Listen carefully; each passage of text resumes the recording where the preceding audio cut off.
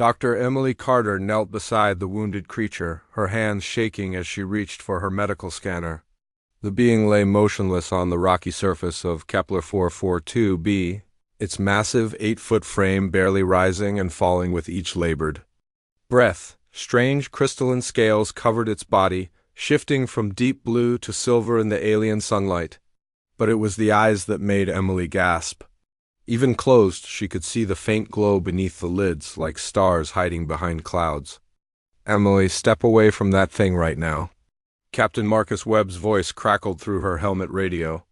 He stood 20 feet behind her, his hand resting on his sidearm. "We don't know what it is or what it can do." "It's dying, Marcus." Emily kept her voice steady as she watched the scanner readings. The creature's energy levels were dropping fast. Deep burns covered its chest and arms, the kind that came from powerful energy weapons. Someone or something hurt this being badly. It needs help. Security Chief David Hayes moved closer, his rifle trained on the motionless form. "Could be a trap, Doc. These aliens might be smarter than we think." "Play dead, wait for us to get close?" "Then strike." Emily looked up at the two men, frustration building in her chest. She had spent 15 years studying alien life forms, and her instincts had never failed her. This creature was not pretending. It was suffering, and every minute they wasted arguing brought it closer to death. "Look at the wound patterns," she sighed, pointing to the burns. "These are defensive injuries. This being was running from something when it got hurt. It crash-landed here and has been lying in this spot for at least 2 days." The horizon sat in the distance, its sleek hull gleaming against the purple sky of the alien world. Emily's research team had come to Kepler 442b to study the planet's unique energy fields, not to make first contact with an intelligent species, but sometimes the universe had other plans. "Captain Webb, I'm bringing this creature back to the ship," Emily announced, standing up and brushing dust from her knees. "It's the right thing to do." "Absolutely not." Webb's voice grew sharp. "First contact protocols are clear. We observe, we record, we report back to command. We do not interfere with alien species, and we certainly don't bring unknown life forms aboard our vessel. Then it will die." Emily began unpacking her portable medical kit. "And we'll have to live with the fact that we could have saved an intelligent being and chose not to." Hayes shook his head, still keeping his weapon ready. "How do you know it's intelligent? Could be just some big animal." Emily activated her scanner again and showed them the readings. Brain activity patterns are complex, showing higher cognitive function.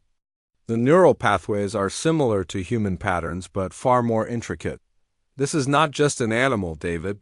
This is a person." The creature stirred slightly, and all three humans froze. Slowly its eyes opened, revealing pools of soft blue light that seemed to hold depths of ancient wisdom. The being looked directly at Emily, and she felt something she had never experienced before.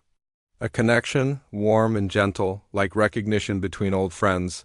The creature tried to sit up, but collapsed back onto the rocks with a sound that might have been a whimper. Emily stepped forward without thinking, and the being's glowing eyes followed her movement. There was no fear in that gaze, no aggression. Only pain and something that looked remarkably like hope. "Hello," Emily said softly, knowing the creature. Probably could not understand her words, but hoping her tone would convey her peaceful intentions. "I want to help you." The being's mouth opened slightly and a low sound emerged. Not quite a growl, not quite speech, but definitely an attempt at communication. Emily felt her heart racing with excitement. First contact with an intelligent species, and it was trying to talk to her. "We're taking it back to the ship," she declared, her voice leaving no room for argument. "I'll take full responsibility." "Emily." "You know I can't allow that," Captain Webb said, but his voice had lost some of its authority. He was looking at the creature too, and Emily could see the conflict in his eyes. Webb was a good man, and watching a sentient being suffer went against his nature. "Then court-martial me when we get back to Earth," Emily replied. She activated her emergency beacon, calling for the medical transport shuttle. I'm not leaving." This being to die alone on a rock in the middle of nowhere? The creature made another sound. This one directed at Captain Webb and Security Chief Hayes. Both men stepped back instinctively, but Emily noticed something they missed. The being had not made any threatening gestures. Instead, it had raised one massive hand in what looked almost like a peaceful greeting. "Did you see that?" Emily asked. "It's trying to show us it means no harm." The transport shuttle arrived 15 minutes later, piloted by Lieutenant Sarah Johnson. She climbed out of the cockpit and stopped dead when she saw the alien creature. "What in the world is that thing?" Johnson asked. "A new friend, I hope," Emily replied. She turned to the creature and spoke slowly and clearly. "We're going to help you. Don't be afraid." Loading the massive being into the shuttle took all four of them working together. The creature remained conscious throughout the process, its glowing eyes never leaving Emily's face. When they accidentally bumped its injured arm, it made a sound of pain but did not try to pull away or strike out. As the shuttle lifted off from the planet's surface, Emily sat beside the alien being, watching its face for signs of distress. The creature seemed fascinated by the view through the shuttle's windows, turning its head to watch the landscape fall away below them. "I'm going to call you Atlas," Emily said quietly. "You're big and strong, and you've been carrying some heavy burden, haven't you?" The creature turned toward her at the sound of its new name.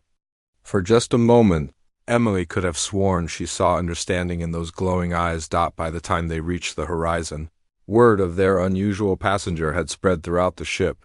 Crew members lined the corridors to catch a glimpse of the alien as Emily and the medical team rushed Atlas to the sick bay. Some looked curious, others worried, and a few clearly afraid. Dr. James Mitchell, the ship's physicist, was waiting in the medical bay with a collection of scanning equipment. "This is incredible, Emily. The energy readings I'm getting from this being are off the charts. It's like it has some kind of internal power source." Emily began treating Atlas's wounds while Mitchell ran his scans. The creature remained still and cooperative, watching Emily work with what she was beginning to recognize as gratitude. When she accidentally touched a particularly sensitive burn, Atlas flinched but immediately placed his large hand gently over hers, as if to say he understood she was trying to help. "Look at that," Dr. Mitchell whispered. "It's comforting you while you're treating its injuries." The level of emotional intelligence here is remarkable. As Emily worked through the night, cleaning and bandaging Atlas's wounds, the creature began to relax. Its breathing became easier, and the glow in its eyes grew brighter. When she finally finished, Emily pulled up a chair beside the medical bed. "You're going to be okay," she told Atlas. "I promise." The creature reached out slowly and very gently touched Emily's arm with one massive finger. The contact sent a warm tingle through her body, not unpleasant but definitely not human. Atlas made a soft sound, almost like a purr, and Emily found herself smiling. "You're welcome, big guy," she said. "That's what family does for each other." Outside in the corridor, Captain Webb and Security Chief Hayes watched through the observation window. They could see Emily talking quietly to the alien creature, which seemed to be listening intently to every word. "She's getting too attached," Hayes muttered. "This could become a problem." Captain Webb nodded grimly. "I know, but look at them together. I've never seen anything like it. It's almost like they understand each other." "That's what worries me," Hayes replied. "What happens when Command finds out we have an alien aboard? They're going to want to study that thing, not nurse it back to health."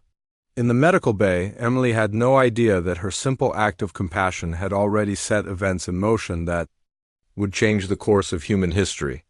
She only knew that the being she had chosen to call Atlas was hurt, alone, and far from home.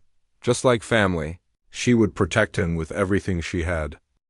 3 weeks had passed since Atlas arrived on the horizon, and the massive alien had healed faster than anyone expected. His crystalline scales had regained their brilliant shine, shifting from deep blue to silver as his emotions changed. Dr. Emily Carter spent every free moment with him, working to understand his language and learning about his incredible abilities. "Watch this," Emily said to Dr. James Mitchell as they stood in the medical bay. She picked up a metal wrench from the toolkit and held it toward Atlas. "Can you make this move without touching it?" Atlas looked at the wrench with his glowing Blue eyes slowly, the tool began to float in the air, spinning gently between Emily's hands. Sparks of blue energy danced around the metal, and the lights in the room flickered slightly. Incredible, Mitchell whispered, checking his scanner. Readings. He's manipulating electromagnetic fields like they're extensions of his own body.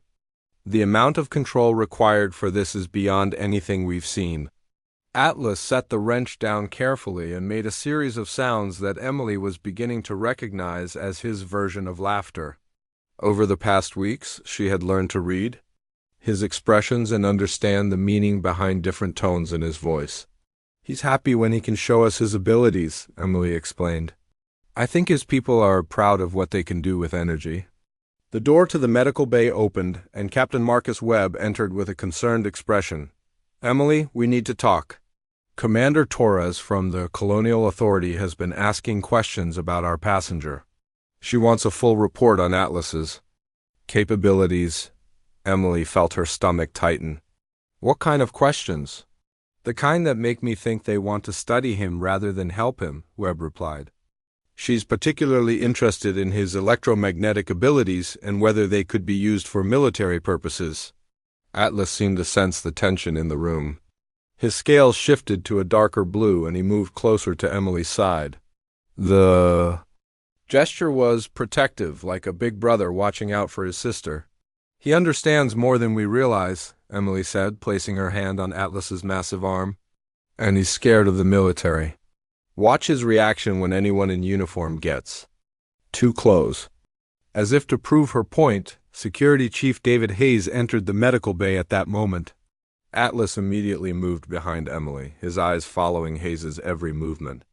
The alien's breathing became faster, and small sparks of energy crackled around his hands. Easy, big guy, Emily said softly. David won't hurt you. He's one of the good ones. Hayes stopped in his tracks, noticing Atlas's reaction.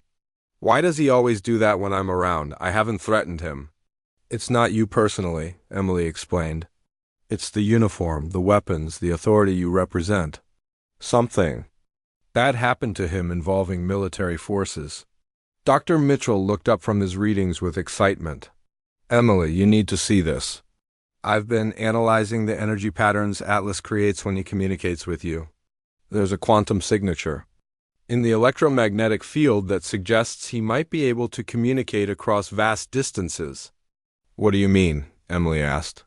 Think of it like a cosmic telephone system, Mitchell explained. If other members of his species have similar abilities, they could be talking to each other across space instantly. No delay, no interference. Atlas made a low sound and touched Emily's arm gently. When she looked at him, he pointed to himself, then made a sweeping gesture toward the stars visible through the medical bay window. His expression was sad, and Emily felt her heart break a little. You're trying to tell us about your people, aren't you?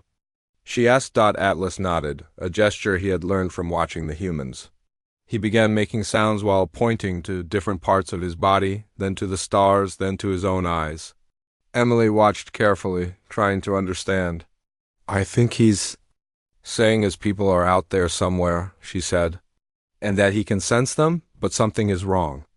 Over the next several days, Emily worked with Atlas to create a basic communication system using mathematics, simple drawings, and gestures. The breakthrough came when Atlas drew a picture of creatures that looked like him, but smaller and connected by lines of energy to large mechanical shapes. Slaves, Emily whispered, understanding flooding through her. Your people are being used as slaves. Atlas's eyes flared brighter, and he nodded repeatedly. He drew more pictures showing his people trapped inside machines, their energy being drained to power massive ships and weapons. Then he drew himself breaking free and running. You escaped, Emily said. That's how you got hurt. You were running from whoever enslaved your people. Atlas made a sound that was clearly agreement.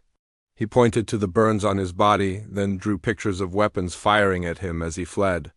The story was becoming clear, and it was more terrible than Emily had imagined. Dr. Mitchell had been watching the communication session with growing amazement. Emily, if what he's showing us is true, There's an entire civilization out there that enslaves species with electromagnetic abilities. Atlas's people are being used as living batteries for some kind of war machine. Captain Webb, who had been observing quietly, stepped forward. How many of his people are we talking about? Atlas held up his hands repeatedly, showing all 10 fingers, over and over again. Then he gestured to the stars and made a sound of deep sadness. Thousands, Emily translated, her voice barely above a whisper. There are thousands of his people being held captive. The room fell silent as the full impact of Atlas's story sank in. This wasn't just about one wounded alien who had crashed on a distant planet. This was about an entire species living in slavery, their natural abilities being exploited by creatures who saw them as nothing more than tools. We have to help them, Emily said, looking around the room. We can't just ignore this. Hayes shook his head. Emily, we're one small research ship. What can we possibly do against a civilization powerful enough to enslave an entire species? Atlas seemed to understand the conversation. He reached out and gently took Emily's hand in his massive one, being careful not to hurt her with his strength. He made a soft sound and looked directly into her eyes. He's saying thank you, Emily realized. Not just for healing him, but for caring about his people. The question is, Captain Webb said grimly, what do we do with this information?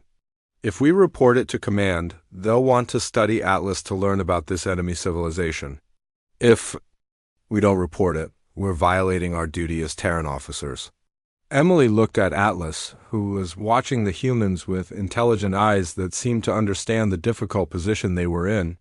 She made a decision that would change everything. Atlas isn't just an alien specimen, she said firmly. He's family. And we don't abandon family, no matter what the regulations say. Atlas tilted his massive head, learning a new human word. Family. He repeated it in his own language, and Emily could hear the hope in his voice. Outside the horizon, long range, sensors began detecting unusual energy signatures approaching their position. The war Atlas had escaped from was about to find him, and humanity was about to learn that some fights choose you, whether you're ready or not. Atlas squeezed Emily's hand gently and made a sound she had never heard before. It was low and rumbling, like distant thunder, but there was strength in it. The sound of someone who had found something worth protecting. For the first time since his escape, Atlas was no longer alone. The alarm bells on the horizon screamed through every corridor as Captain Marcus Webb rushed to the bridge. Lieutenant Sarah Johnson was already at her station, her fingers flying over the sensor controls. Captain, we have 5 unknown vessels approaching our position, Johnson reported. They're big, sir. Bigger than anything in our fleet. Webb studied the tactical display with growing concern. The ships were massive, each one easily 3 times the size of the horizon. Their hull designs were unlike anything he had seen before, with strange, angular sections that seemed to pulse with dark energy. Any response to our communications? Webb asked. Nothing, sir. They're maintaining radio silence, but they're definitely scanning us. Down in the medical bay, Dr. Emily Carter felt Atlas tense beside her. The alien's crystalline scales had shifted to a deep, dark blue, almost black. His glowing eyes were wide with what looked like terror, and small sparks of energy crackled around his massive hands. Atlas, what's wrong?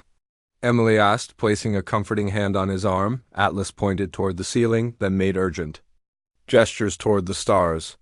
He began making rapid sounds in his own language, his voice filled with fear and warning. It's them, isn't it? Emily realized. The ones who enslaved your people. They found you. Atlas nodded quickly, then grabbed Emily's arm gently but firmly. He pulled her toward the corner of the medical bay, positioning himself between her and the door. His protective instincts had kicked in completely. Dr. James Mitchell burst into the medical bay, his scanner beeping frantically.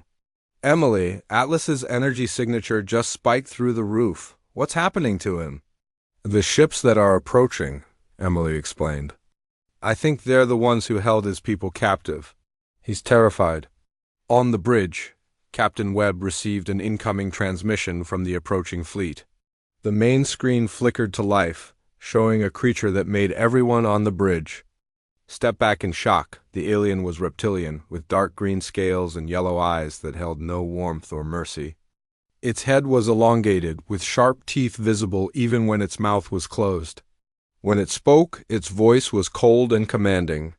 "I am Admiral Vex of the Hegemony Fleet," the creature announced. "You are harboring stolen property that belongs to us. Return the Valdris slave immediately, and we may consider sparing your pathetic vessel." Captain Webb straightened his shoulders, drawing on years of military training. "This is Captain Webb of the Terran vessel Horizon. The being you're referring to is under our protection. He came to us wounded and seeking help." Admiral Vex's yellow eyes narrowed dangerously. "The Valdris is a tool, nothing more. It generates power for our war machines. Its escape has cost us valuable resources, and we will have it back." "That being has a name," Webb replied firmly. "And he's not property, he's a person with rights and freedoms." The reptilian alien made a sound that might have been laughter, but there was no humor in it. "Rights? Freedoms? You clearly do not understand how the galaxy works, human. The strong take what they need from the weak. The Valdris exists to serve us." Commander Rachel Torres had arrived with a small Terran fleet just as the confrontation began. Her flagship, the destroyer Defiant, took position alongside the Horizon. Torres opened the communication channel to both ships. "This is Commander Torres of the Terran Colonial Authority," she announced. "Captain Webb, please explain the situation." Webb quickly briefed Torres on Atlas's arrival and the story he had shared about his enslaved people. Torres listened carefully, her expression growing more serious with each detail. "Admiral Vex," Torres said, addressing the alien commander directly. "If what we've learned is true, your people have committed crimes against an entire species. We cannot return this being to slavery." Admiral Vex's scales seemed to darken with anger. "You know nothing of our methods, human. The Valdris were conquered in honorable combat. They are ours by right of victory." In the medical bay, Atlas was becoming more agitated by the minute. Emily could feel the electromagnetic energy building around him, making the lights flicker and causing her scanner to malfunction. "He's trying to communicate with others of his kind," Dr. Mitchell observed, watching his instruments carefully. "The energy patterns suggest he's sending some kind of signal." Atlas suddenly grabbed Emily's hand and placed it against his chest. She felt a warm, tingling sensation, and for just a moment she could sense something incredible. Voices, hundreds of them, calling out across the darkness of space. His people were answering his call. "They hear him," Emily whispered in amazement. "His people know he's here, and they know we're protecting him?" Back on the bridge, Admiral Vex was growing impatient. "You have 1 hour to surrender the Valdris, or we will take it by force. Your small fleet cannot stand against the might of the hegemony. How many worlds have you conquered?" Commander Torres asked. "How many species have you enslaved?" "Dozens," Vex replied without shame, "and we will conquer dozens more. Your Earth will make a fine addition to our empire once we have dealt with your foolish resistance." The threat against Earth sent a chill through every human on both ships. This wasn't just about Atlas anymore. The hegemony was planning to attack their homeworld. "Captain Webb," Torres said on a private channel, "we need to get that alien back to Earth Command immediately. If there's going to be a war, we need to understand what we're fighting against." In the medical bay, Atlas seemed to sense the danger his presence had brought to the humans. He looked at Emily with his glowing blue eyes and made soft sounds as if apologizing for putting her in danger. "Don't you dare think this is your fault," Emily told him firmly. "You didn't choose to be enslaved, and you didn't choose to be hunted. But you did choose to trust us, and we choose to protect you." Atlas reached out and very gently touched Emily's face with one massive finger. The gesture was so tender and grateful that it brought tears to her eyes. "That's what family does," she continued. "We protect each other no matter what." Dr. Mitchell looked up from his instruments with concern. "Emily, I'm detecting massive energy buildups in the hegemony ships. I think they're preparing to attack." On the bridge, Admiral Vex's image appeared one final time. "Your hour is up, humans. You have chosen to defy the hegemony. Now you will learn the price of such foolishness. The alien ships began moving into attack formation, their dark hulls pulsing with ominous energy. Captain Webb ordered all hands to battle stations, knowing that his small research vessel was no match for the approaching war fleet. Commander Torres opened a fleet-wide communication channel. All Terran vessels, this is Torres. We will not surrender an innocent being to slavery. We will not bow to threats against our homeworld. Today we fight not just for ourselves, but for the freedom of every thinking being in the galaxy.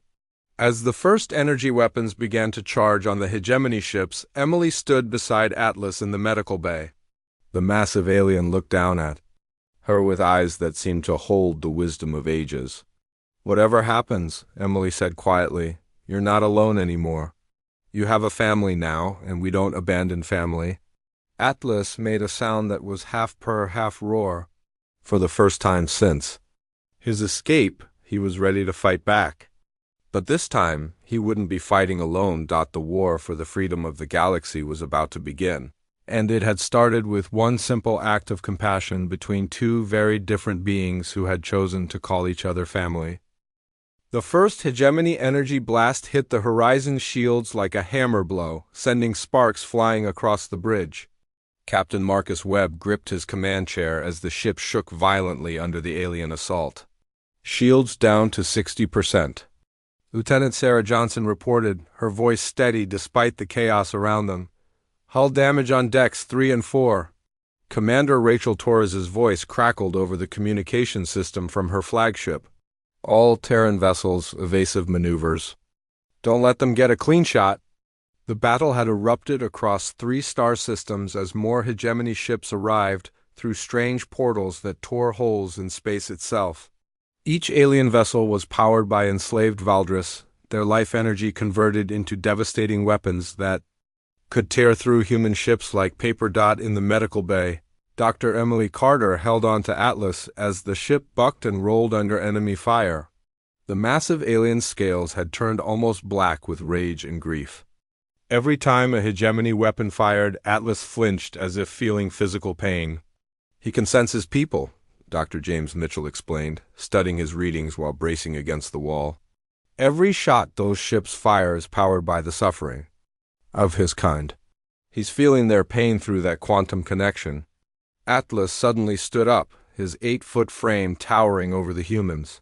He placed his massive hands against the walls of the medical bay, and blue energy began flowing from his body into the ship's systems. The lights grew brighter, and the shield indicators on the wall displays jumped higher. He's powering our defenses, Emily realized with amazement. Atlas is giving our shields strength. On the bridge, Captain Webb watched in disbelief as their shield power climbed to levels the ship had never reached before. What's happening down there, Emily? Atlas is helping us fight, Emily replied over the intercom. He's using his abilities to strengthen our ship. Admiral Vex's reptilian face appeared on the main screen again, his yellow eyes blazing with fury. Impossible. The Valdris cannot resist their masters. They are bred to obey? Maybe they were waiting for someone to show them they had a choice, Webb shot back. Even as another energy blast rocked the horizon, the battle raged for hours, with human ships darting between the massive hegemony vessels like tiny fighters, attacking giants. But the aliens had superior numbers and firepower. One by one, Terran ships began falling to the overwhelming assault. The colony ship New Hope exploded in a ball of fire, taking 300 civilians with it. The destroyer Courage lasted only minutes against a concentrated attack by 2 hegemony cruisers. Each loss hit the human forces like a physical blow. We can't keep this up, Commander Torres transmitted to the surviving ships. They're too strong and we're losing too many people. In the medical bay, Atlas was trembling with exhaustion from maintaining the Horizon's enhanced shields. Emily could see the strain on his face, but he refused to stop fighting. Suddenly, his eyes widened and he began making urgent sounds. What is it? Emily asked. Atlas pointed toward the stars and made rapid gestures. He drew quick symbols on his tablet, showing ships and energy patterns that Emily was beginning to understand. More hegemony fleets, she translated with growing horror. They're coming. Hundreds of ships. Dr. Mitchell confirmed her fears with his sensors. Long-range scanners are picking up massive energy signatures approaching Earth. This was just the advance force. The news spread quickly through the human fleet. Earth was going to be attacked by a force that could destroy entire worlds. Millions of people would die unless something changed the balance of power in this war. Atlas grabbed Emily's hand and pressed it against his chest again. This time the sensation was stronger, and Emily could hear the voices of his people more clearly. They were calling out from across the galaxy, trapped in the engines of hegemony war machines, waiting for hope. They're all connected, Emily whispered. Every Valdris in the galaxy can hear each other through that quantum link. Atlas, could you send a message to all of them at once? Atlas nodded eagerly, understanding what she was suggesting. But he also looked worried, making gestures that showed exhaustion and danger. It would drain him completely, Dr. Mitchell warned, reading the energy patterns around Atlas. The power required to reach across the entire galaxy could kill him. But if he could tell his people to fight back at the same time, Emily said, her mind racing with possibilities. If every enslaved Valdris rebelled at once, it would cripple the hegemony fleet. Atlas looked at Emily with his glowing blue eyes, and she could see the determination building in his expression. He was willing to sacrifice himself to free his people and save humanity. No, Emily said firmly. We'll find another way. I won't let you die, Atlas. Atlas shook his massive head and made gentle sounds. He touched Emily's face with one huge finger, and she could sense his thoughts through their connection. He was telling her that some things were worth dying for. His people had suffered for too long, and Earth's children deserved to grow up free. Captain Webb's voice came over the intercom. Emily, we're detecting portal formations near Earth. The main hegemony fleet will arrive in 6 hours. Whatever we're going to do, we need to do it now. Emily looked at Atlas, seeing the love and determination in his alien features. He had found something with humanity that his people had lost during their enslavement: hope, family, the willingness to sacrifice for others. All right, she said finally. But we do this together. If you're going to risk everything to save your people, then we're going to risk everything to save you. Atlas tilted his head, confused by her words.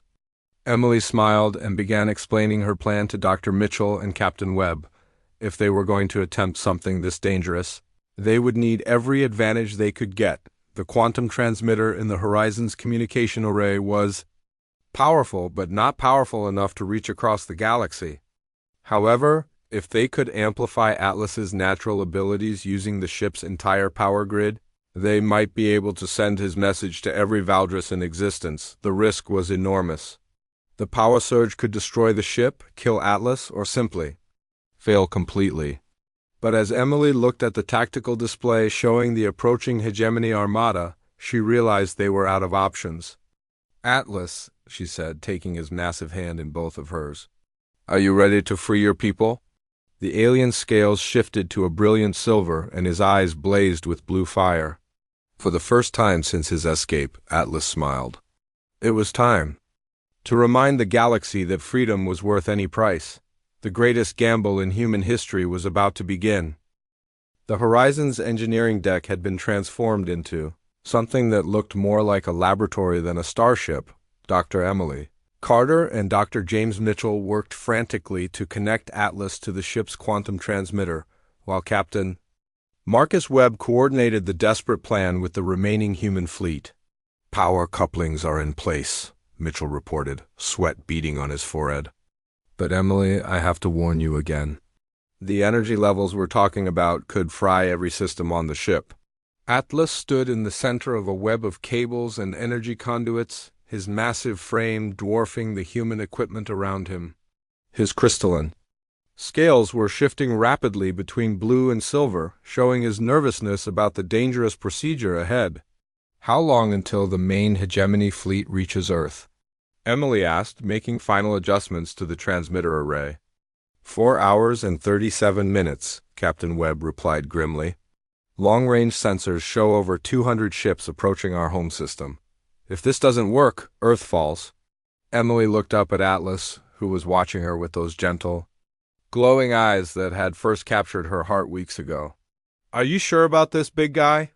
You know what this might cost you? Atlas reached down and very carefully touched Emily's shoulder. When he spoke in his own language, his voice was calm and determined. He pointed to himself, then to the stars, then placed his hand over his heart. He's saying his people are worth any risk, Emily translated, feeling tears building in her eyes, and that we gave him something he thought was lost forever. What's that? Mitchell asked. Hope, Emily whispered. The preparation took 2 more hours, with every member of the crew working to boost the ship's power output to maximum levels. Lieutenant Sarah Johnson rerouted energy from life support systems.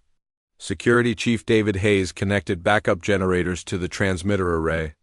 Even the ship's cook, Tom Bradley, helped carry equipment and cables. As they worked, reports came in from Earth about the approaching hegemony fleet. Admiral William Stone had mobilized every available ship, but everyone knew it wouldn't be enough. The aliens had firepower that could crack planets, all of it powered by enslaved Valdris. Emily, Captain Webb said quietly as the final preparations were completed. What you're doing here, what you've done for Atlas, it's going to change everything. No matter how this turns out. He's not just an alien anymore, Emily replied, watching Atlas take his position at the center of the transmitter array. He's family, and we protect family. Atlas began the process slowly, placing his massive hands on the primary energy conductors. Blue light immediately began flowing from his body into the ship's systems, causing power levels to spike across every deck. Energy output climbing, Mitchell reported, his instruments barely able to keep up with the readings.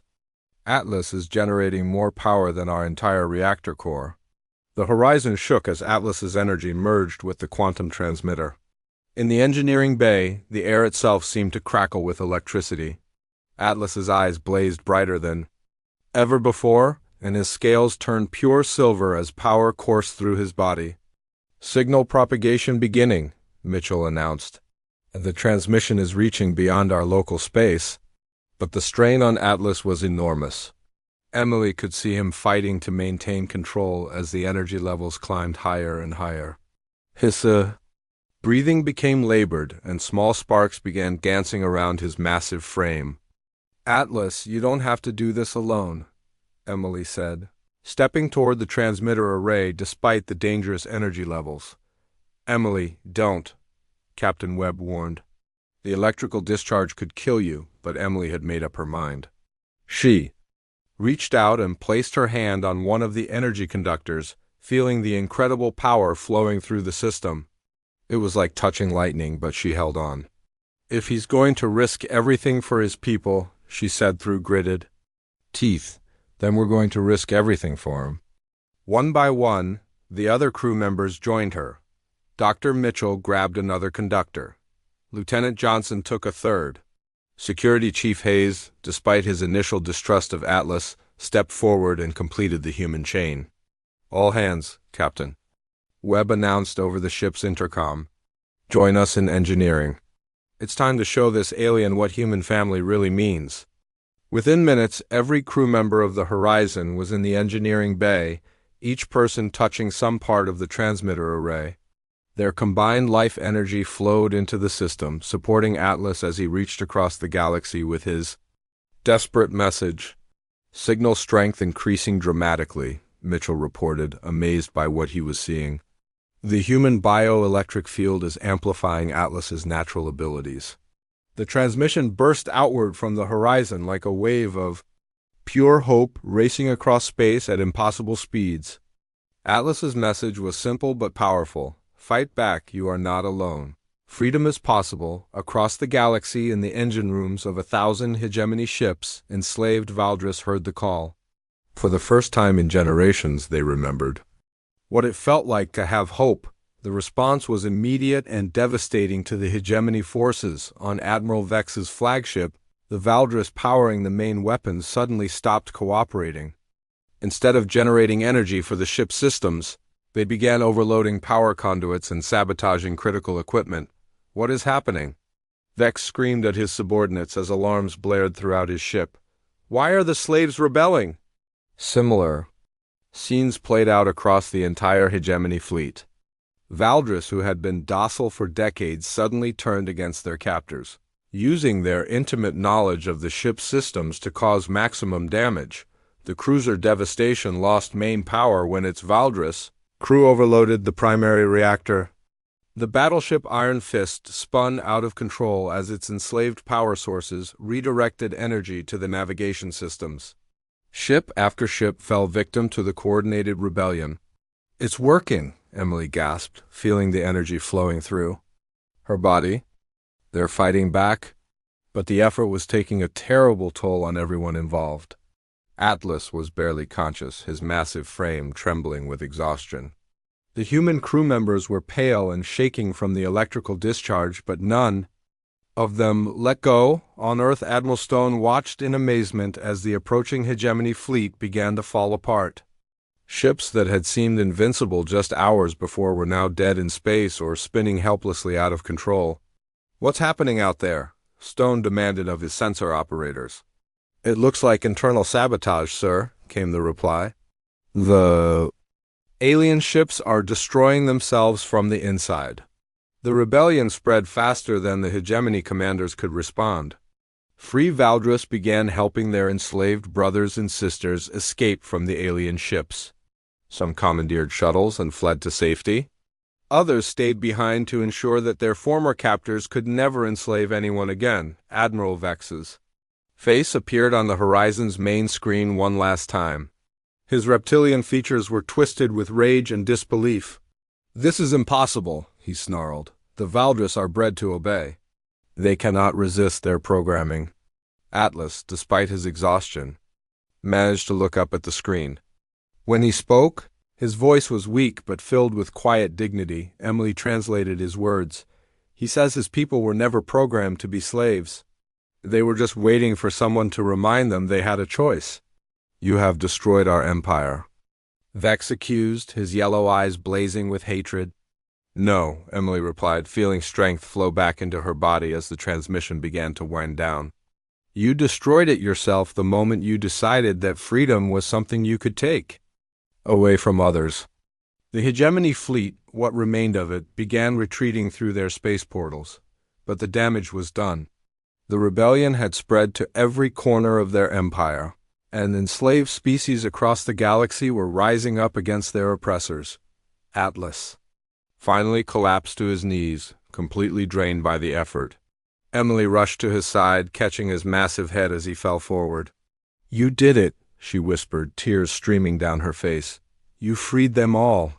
Atlas looked up at her with eyes that barely glowed now, exhausted but peaceful. He made a soft sound that she had learned meant gratitude.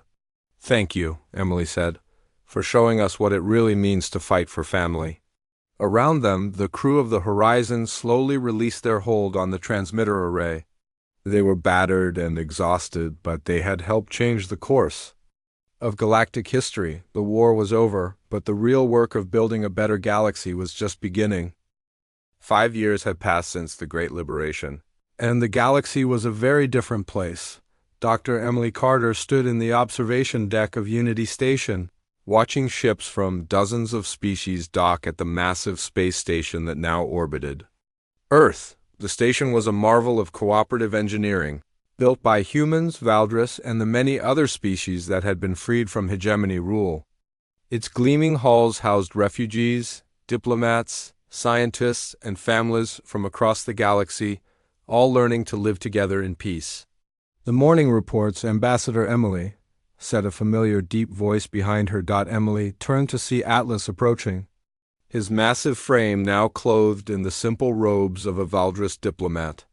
His crystalline scales had regained their full brilliance, shifting between blue and silver as his emotions changed. The scars from his escape were still visible, but they no longer defined him. Good morning, Ambassador Atlas, Emily replied with a warm smile. How are our new arrivals settling in? The Kurlan refugees from Sector 7 are adapting well, Atlas reported, his English now nearly perfect after years of practice. though they still jump whenever they hear loud noises. The trauma of hegemony rule runs deep. Emily nodded sadly.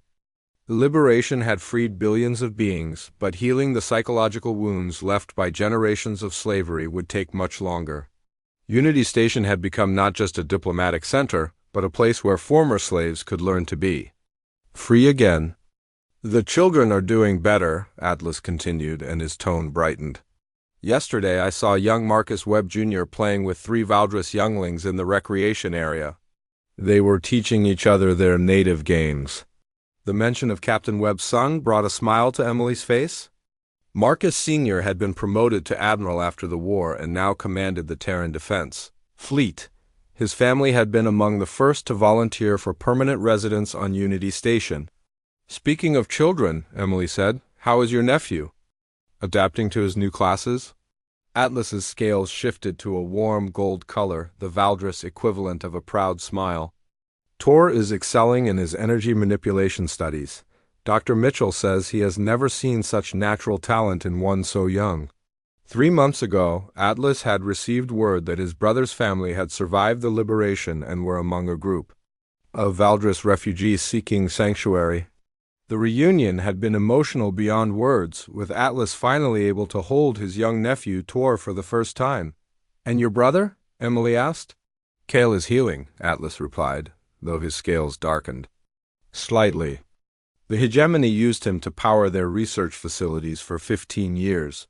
His energy pathways were damaged, but our healers believe he will recover fully in time. They walked together through the station's central promenade, a vast space filled with beings from across the galaxy. Human children chased each other between the legs of towering Valdris adults. Kurlan traders discussed business with Terran merchants. Former hegemony species worked alongside their former slaves to build something better. "Emily," Atlas said as they paused near a viewing window showing Earth in the distance, "I have been thinking about that day on Kepler 442b when you first called me brother. What about it?" "I did not understand then what that word truly meant." "To humans," Atlas explained. "Among my people, family bonds are based on quantum resonance, genetic compatibility, shared energy patterns. But you taught me that human family is something different." Emily looked up at her massive friend, waiting for him to continue. "Human family is a choice," Atlas said, his voice filled with wonder even after all these years. "You chose to see me as family before you knew anything about me except that I was hurt and alone. That choice changed everything." "You're right," Emily agreed. "Family isn't just about blood or species or where you come from. It's about choosing to care for someone, to protect them, to stand by them no matter what." A group of young Valdris approached them, led by a small female with scales that sparkled like starlight. Emily recognized her as Zara, one of the first Valdris children born in freedom after the liberation. "Ambassador Atlas," Zara said in carefully practiced English, "will you tell us the story again? About how the humans saved you and how you saved your people?" Atlas looked down at the eager young faces and then at Emily. "Perhaps Ambassador Emily should tell this part of the story." Emily knelt down to be at eye level with the children. They gathered around her in a circle, their scales shifting through the spectrum as their excitement grew. "Well," Emily began, "it all started when I found this very big, very hurt alien on a planet far away from here." As she told the story, Emily watched the children's faces light up with wonder. These young Valdris had never known slavery or fear.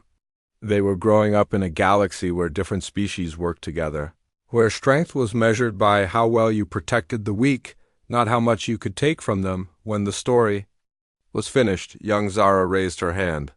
"Ambassador Emily, why did you choose to help Atlas when your own people said it was dangerous?" Emily glanced up at Atlas, who was listening intently despite having heard this story dozens of times. "Because," Emily said carefully, "when you see someone who needs help, you don't ask what species they are or where they come from. You just help them. That's what family does." "But Atlas wasn't your family then," another child pointed out. "No," Emily agreed, "but he could be. Family starts with a choice, and then it grows with love and care and time. Now I can't imagine my life without Atlas in it." The children dispersed eventually, chattering excitedly in their native language about the story they had heard. Atlas and Emily continued their walk through the station, ending up in the memorial garden that honored those who had died during the Liberation War. The garden was peaceful, with plants from dozens of worlds growing together in harmony. At its center stood a statue depicting a human woman and a Valdris male standing side by side, their hands clasped in friendship. "Do you ever regret it?" Atlas asked as they stood before the memorial. "Choosing to protect me that day? Your life would have been much simpler if you had followed your protocols." Emily considered the question seriously. Her choice to help Atlas had led to war, loss of life, and years of difficult reconstruction. But it had also led to the liberation of billions of beings and the creation of something unprecedented, a truly free galactic community. "Never," she said finally. "What we built here, what we accomplished together, it was worth every risk." Atlas placed one massive hand gently on Emily's shoulder, a gesture that had become familiar between them over the years. "Sister," he said, using the word that had once seemed so strange to the crew of the Horizon, "thank you for teaching my people what family means." "Thank you," Emily replied, "for teaching us that family has no limits." As they stood together in the memorial garden, watching the sunset over Earth through the station's massive windows, Emily reflected on how much had changed since that day she found a wounded alien on a distant planet. The galaxy was no longer divided between the strong and the weak, the masters and the slaves. It was becoming something new, a place where different species could choose to care for each other, to build together, to be family together, and it had all started with one simple decision: to see a hurt stranger not as a threat or a tool, but as someone who needed help. In the distance, the laughter of children echoed through the station's corridors.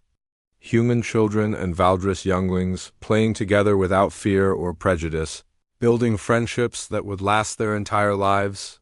The future stretched out before them, vast and full of possibilities. There would be challenges ahead, new species to meet, new problems to solve. But Emily knew they would face whatever came together, as family. After all, that's what family does. They stand together, they protect each other, and they never give up hope. The galaxy had learned that lesson well, and it had made all the difference.